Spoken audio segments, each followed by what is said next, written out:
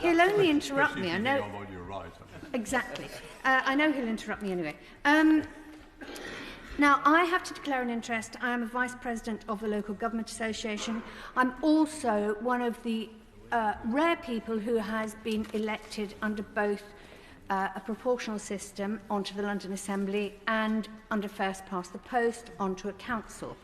And it has always struck me that I was told by Conservative voters in both areas that they voted for me after that they voted for me rather than vote for a Labour or a Lib Dem person.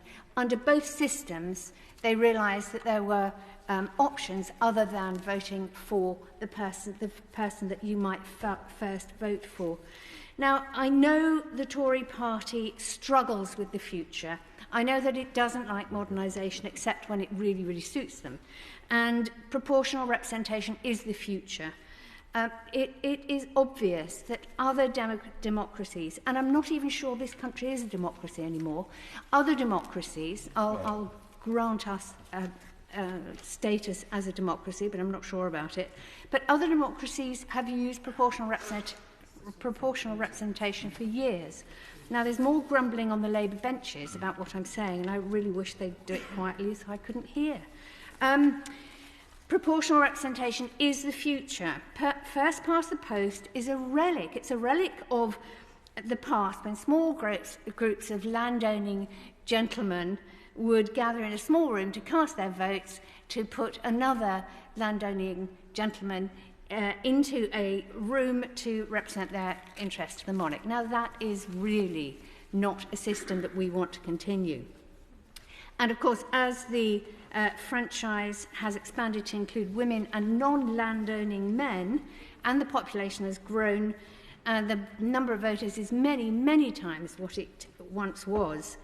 And, of course, social diversity has increased massively. We're now at a point when first past the post simply isn't an appropriate system any longer. You know, the idea that winner takes all leaves many millions of people unrepresented in Parliament and in other councils. And it seems to benefit the two main parties, Labour and Conservatives. They are content, apparently, to take turns to run the country. And sometimes they will do well and they'll be handed a substantial majority in spite of the fact they don't actually have a majority of voters behind them. And sometimes they suffer and they end up in opposition. But it doesn't actually suit Labour as well as they think it does. In the last century, the Conservatives have won 20 elections and the Labour Party only 9. Labour does not benefit from first past the post. If Labour wants to form more governments, and we see this reported endlessly, they are going to have to appeal to more voters. And that means to people like me, who might give them a vote if my preferred candidate isn't able to carry the majority. We need PR.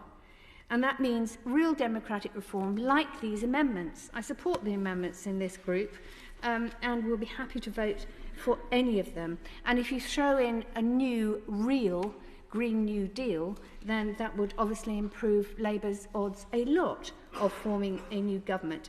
And also, of course, first past the post feeds into the overly confrontational system that we have at the moment. The nature of British politics is not very attractive. The parties are forced to fight viciously by the very nature of the electoral system. And just like the benches in the other place and here in your Lordship's chamber, where we confront each other across the chamber, it's very, very unhealthy in terms of being able to work together and work in any sort of, and find any sort of consensus. The first past the post voting system is designed to create conflict and opposition. And it's an electoral system that enables a small bunch of right-wing politicians to run a corrupt and uncaring government on a mandate given by less than half the voters. Consensus building in politics is the future and will help us to claw our way out of the climate crisis. And you've got to ask, does the general public like the way things are run? No, they don't. They'll tell you they don't like the constant fighting and braying that they see in Parliament, and they wonder why politicians can't work better together.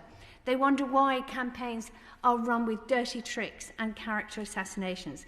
And they wonder why politics, and us politicians, can't be better. And so these are all reasons that we need to change the voting system to transform our democracy into something really democratic, and to allow people to be represented by the politicians who most closely align with their values, their opinions, and their hopes for the future, and to stop people being forced to choose the lesser evil. My Lords, it's a pleasure to follow